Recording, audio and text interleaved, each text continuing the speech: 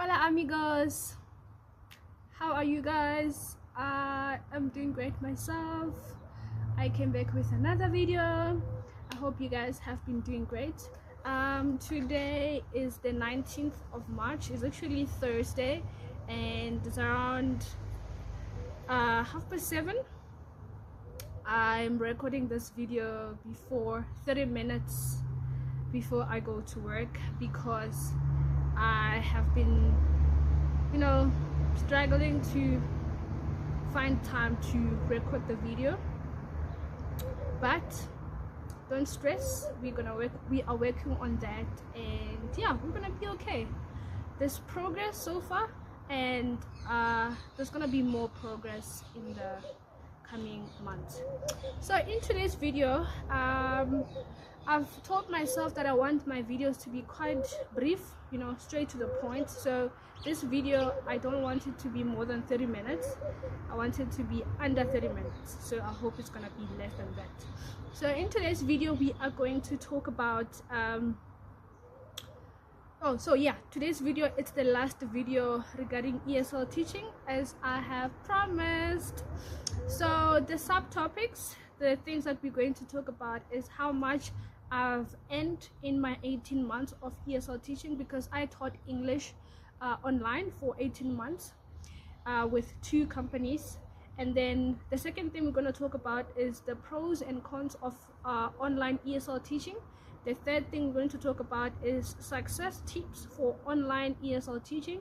And lastly, I'm going to share about my experience, the challenges that I have experienced personally with ESL teaching. So yeah, let's get started. So the first thing we're going to talk about, as I have mentioned, is how much I have earned for the 18 months that I taught online. So I taught with 2 companies. The first one is Preply, and the second one is EF Education First. So I taught with Preply for 3 months, and I taught for a total of 39 hours, but I earned for 33 hours. The reason why I didn't earn for the other 6 hours is because for every first lesson that you have with a new student, you don't get paid. And that is quite unfair, but it's just one of the rules that Preply is implementing when you teach with them. So I've taught with Preply for 3 months, and yeah. So before I get into details, I just want to explain. So in terms of ESL teaching, there's 2 types of ESL teaching companies. There's a marketplace ESL company and non-marketplace ESL company. So if you don't know, a marketplace, it is basically a place where people meet, the buyers and sellers meet to trade. So the sellers would sell their goods to the buyers, and the buyers would pay, in exchange for goods. So a marketplace is basically that, a place where people meet to buy and sell goods. So this can happen either physically, where you would, you have probably been to a marketplace before, where you find people, sellers selling specific type of products, and then you would buy and just look around and buy. Then we also have physical market place as well, like Take a Lot. It's one of South Africa's biggest marketplace, because there's multiple retail sellers there. Take a Lot itself is a retail seller, and then there is other retail companies that are selling within Take a Lot. So Take a Lot is a marketplace. There's other international or multinational marketplaces as well, digital ones like Amazon, and Amazon is also in South Africa as well. So there's Amazon, there is Etsy. This is the American ones. Amazon is also an American marketplace, online marketplace.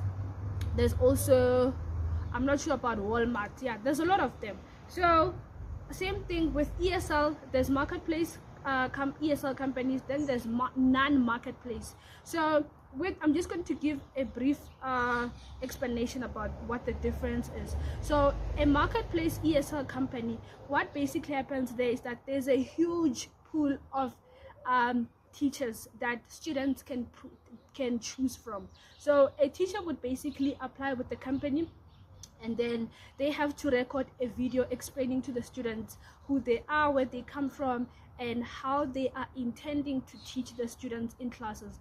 You know, they would share their teaching techniques, teaching style, and so on and so forth. So in that video, a teacher would basically sell themselves to the student. So you would apply with the company, you send your video, and then they would approve it. They can either approve or decline. So I remember in my case, I had to follow up with the company multiple times for them to approve my application, because they had a backlog. There were a lot of people who were applying to work with Preply. So sometimes it can take a bit of time. So basically, after your video gets approved, it's gonna appear on your profile on Preply.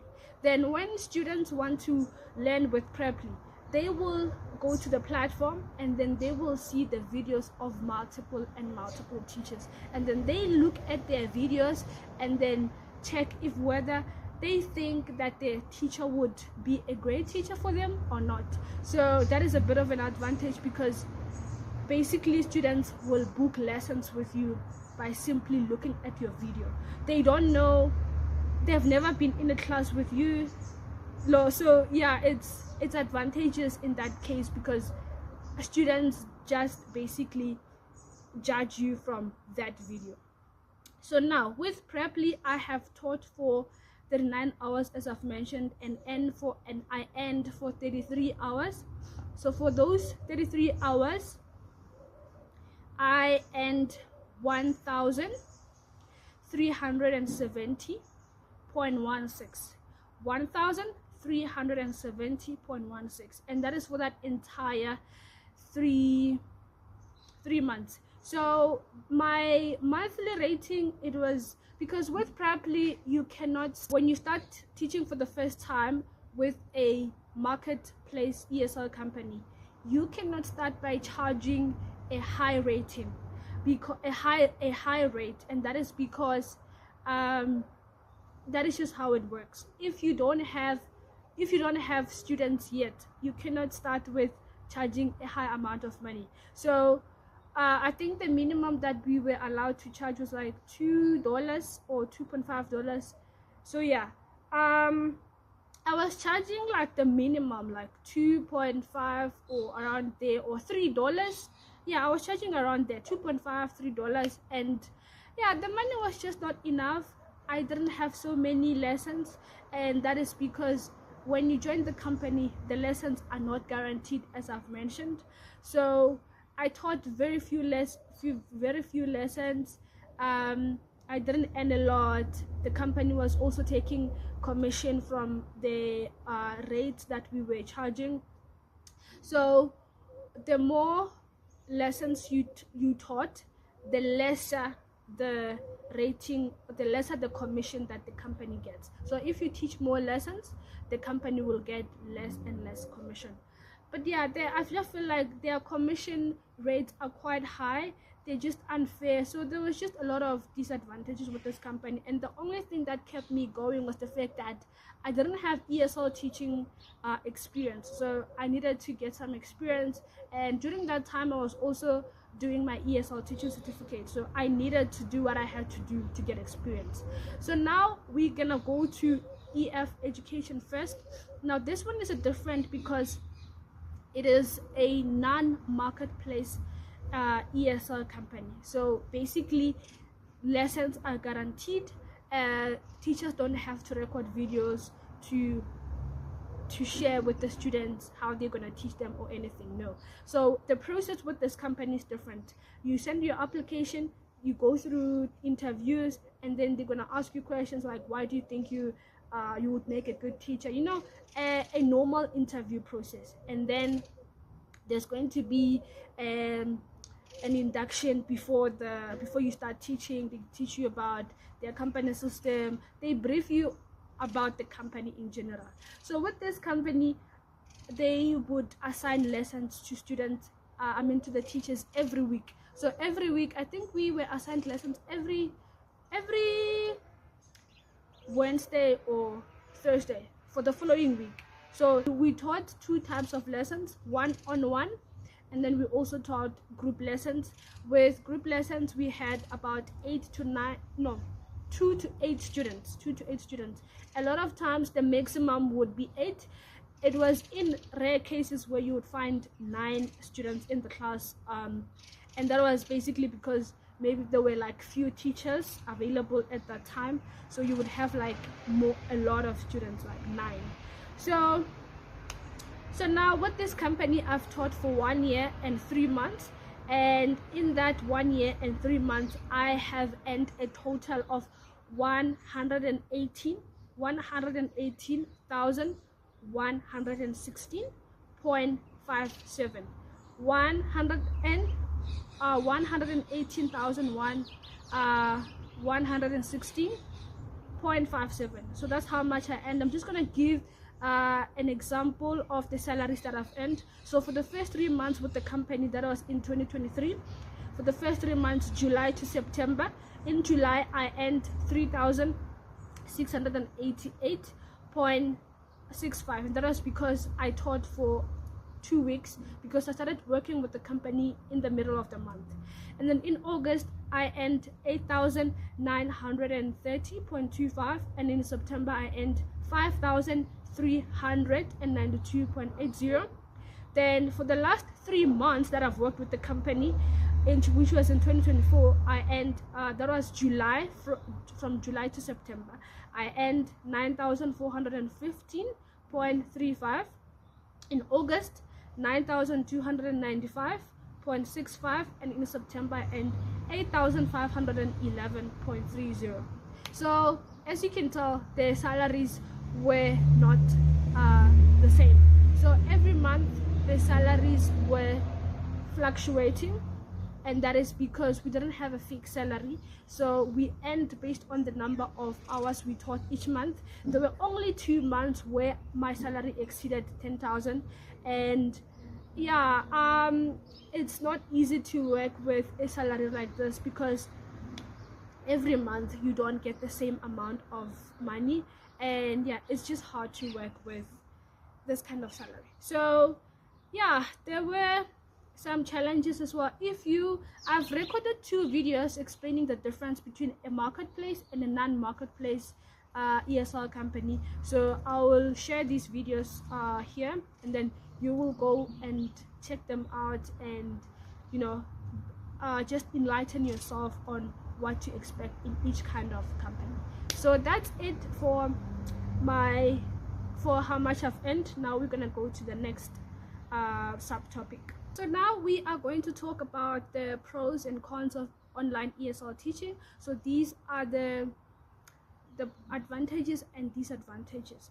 So with regards to the advantages, the pros is that you will learn, the first one is that you will learn so many things. You will learn so many things about life, about careers, you learn a lot about life, about careers, and the world in general. So online ESL teaching will broaden your horizon, and meaning you will gain new experiences, perspective, and also skills, because you are engaging with different students who have different personalities, different opinions, and different character on a daily basis. These people, they are from different countries, they were raised differently, they have different opinions. There's just so much that you will learn. The second thing is that you will develop a desire to improve your own life, because by listening to the conversation, by speaking to the candidates, by speaking to the students on a daily basis, talking about their life, their backgrounds, and so on and so forth, their plans and everything, you would also develop a desire to improve your own life, because it's quite influential to listen to people when they say, I'm gonna travel to USA next year, or I'm going to do 1 2 3 1 2 3. You also get to sit down and be like, I would also love to have something like this. I would love to also improve my life in this way. So the last thing is that you will also no, it's not the last thing. That's the third advantage, that you will improve your English with every lesson. So I have learned that my English, when I started teaching English online, I realized that my English was getting worse. And that was because, when you are in school, you learn about the language a lot, you use it a lot. But when you are outside school, somehow, especially if you are not working, you don't use English a lot. And when you don't use English a lot and also don't learn the language itself, like in school we would learn the language, the English, we would write essays, we would write exams, and so on and so forth. And also in varsity, you had assignments in English, you had tests in English, you had to study English, you were using English a lot. But when you are outside school, and if you are not working, you don't use the language a lot, and in that case you happen to be out of touch with the language, and you lose some of the vocabulary, you forget some of the grammar rules, and so on. So me being in classes and teaching students, it helped me to improve my own English, and that is the advantage that other teachers get as well.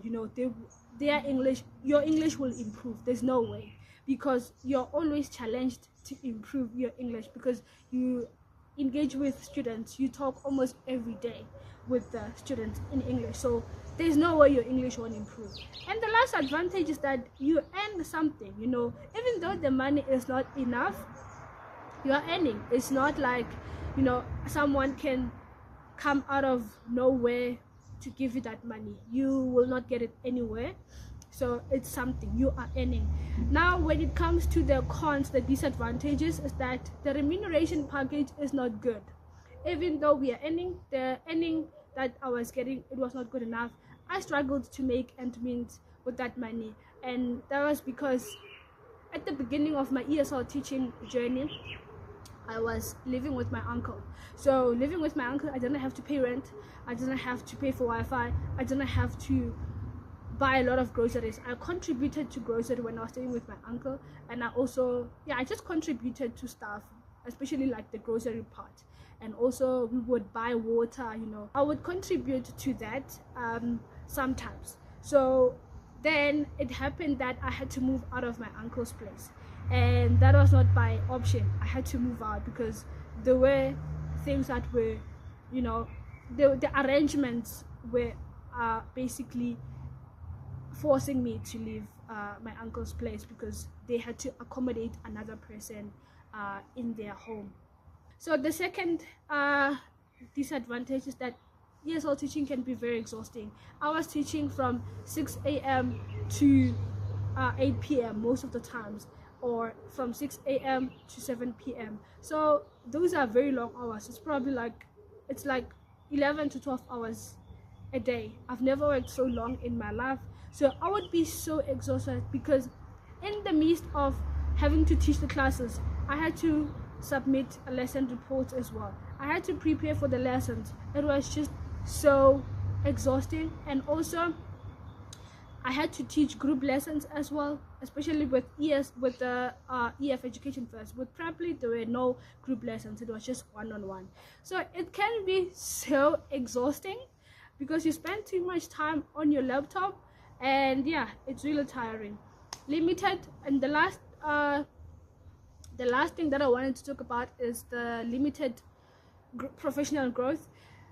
When you are teaching English online, there isn't much opportunities ahead.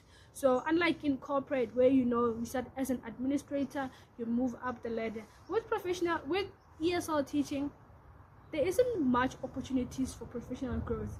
So it's sort of like, now when you're doing online ESL teaching, you have to think about, okay, what's next? How am I going to improve my life next? Because yeah, it's limited. The third thing that we are going to talk about is success tips for online ESL teaching. The first one is that you need to prepare lessons. You need to prepare for each lesson ahead. You need to revise the teaching lessons that you're going to use for your classes, whether the teaching slides are created by you or the company, because I know with some companies they create teaching slides, and then with other companies you have to create teaching slides by yourself. So with Preply, I had to create teaching slides, and to be honest with you guys, creating online teaching slides is exhausting. It's tiring. It takes time because you have to do research. You have to gather information that you're going to put in your slides. That is another thing. Then you're going to teach the lesson. Then you're going to give the student feedback as well. So prepare for the lesson ahead. Maybe like take 15 minutes before the class, go through the lessons and go through the slides. It's going to help you. It's definitely going to help you. The second one, go to each class with an open mind. Never tell yourself that you know better or you know everything as a teacher. A teacher is a student herself or himself. So I'm telling you guys, if ever there's anything that I've learned from ESL teaching, is that you don't know everything. You would think you know everything, but you don't know everything. So with each class that you will have, you will learn something new, and that would also help you to grow as a person and as a teacher as well. It will help you to grow personally and professionally. So never tell yourself that you know everything as a teacher, because you don't. The third thing is that don't take student ratings personally. So with every classes that we taught with ESL, basically I think it doesn't depend whether a company is non-ESL, is non-marketplace or marketplace. After each class, the candidate has an opportunity to rate you based on how you have taught them in the lesson. So it's usually out of 5.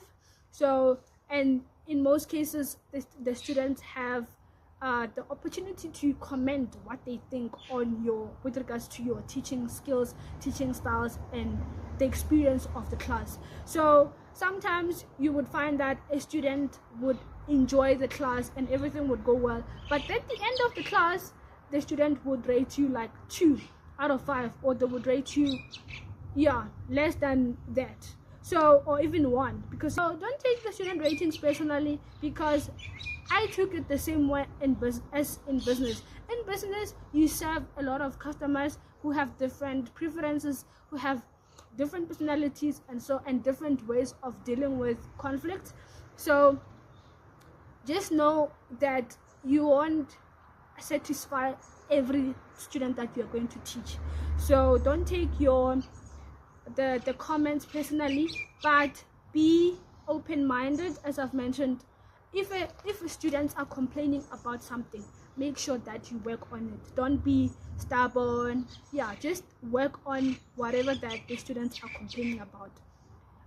The next thing is that you need to be resilient. It can be challenging to teach English online, especially if you're not ending well, especially if the students are just problematic or stubborn sometimes, or just there are challenges that you will experience there. Even internet challenges, so many things. You will experience different kind of challenges, but be resilient and just know that you need to get this experience to help yourself, career wise. So the next thing is that some ESL companies pay untaxed salaries. So meaning that these companies do not liaise with SARS regarding the taxes that are associated with the salaries that they pay you guys. So you need to make time and go to SARS to create an e-filing account with them, and also check with them if there's any amount that you are owing them. Otherwise, you're gonna get in trouble. You will see you'll see messages or emails from SARS saying you owe us this amount. So you don't want that. So yeah, because basically when you're doing online ESL teaching, you are basically a freelancer. So meaning you are self-employed. So you have to pay tax if your salary is in the ranges of the people who are expected to pay tax. So the last thing that I want to talk about is the challenges that I experienced personally with ESL teaching. Even though I have gained so much experience, which I appreciate, and I've learned so much, and I've grown as a person and so on, and professionally as well. There's challenges that I've experienced, and the first one is that I had data issues. So after moving out from my uncle's place where there was Wi-Fi, I had to buy my own data. And during the time when I was teaching with EF Education First, the company changed their teaching system, and that new system that we were using, it was chowing data, guys. It was consuming data. So I had to buy a lot of data. I guess I could have just opted to buy Wi-Fi, but when you're struggling financially, you don't even want to think about doing something like that, because Wi-Fi is like 500, 600, the one that has good speed. So yeah, I had data challenges. So I also suffered with exhaustion. I was always exhausted because I had to teach 9 to 12 hours per day in order for me to end well. And yeah, I was always tired. I was always on my PC. I hated that.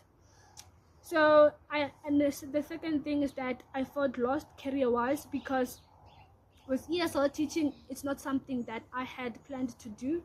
I had different plans for my career, and when my career unfolded the way I didn't want to, or the way I didn't expect, I felt so depressed for the longest of time, and I had so many questions for God.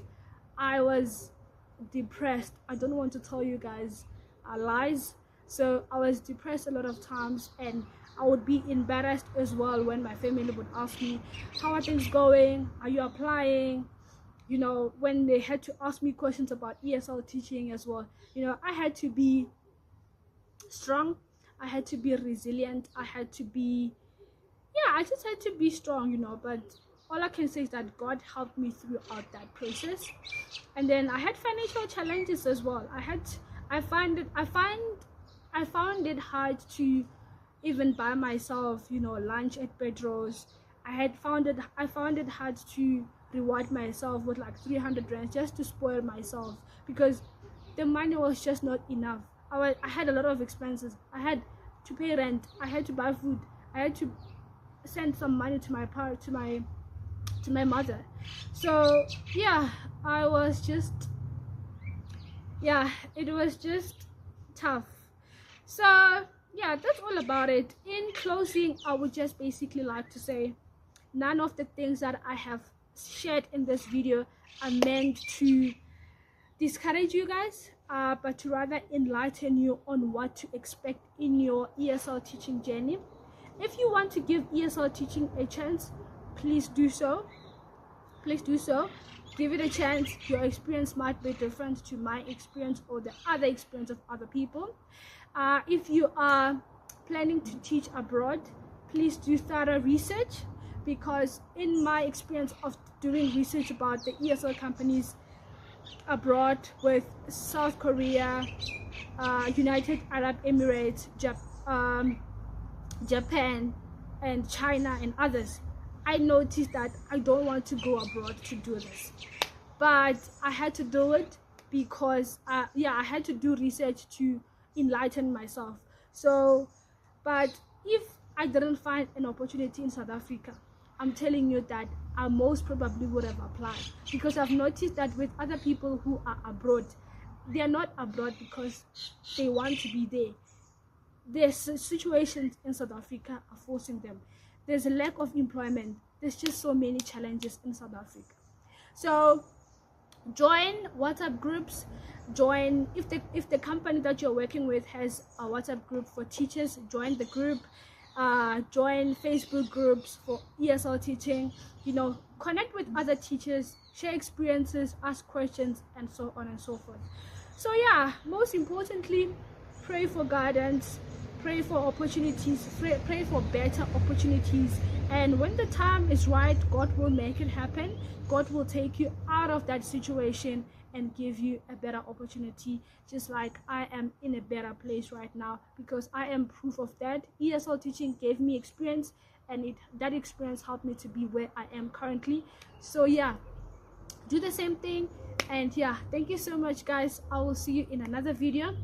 I love you so much, guys. Yeah, bye, amigos.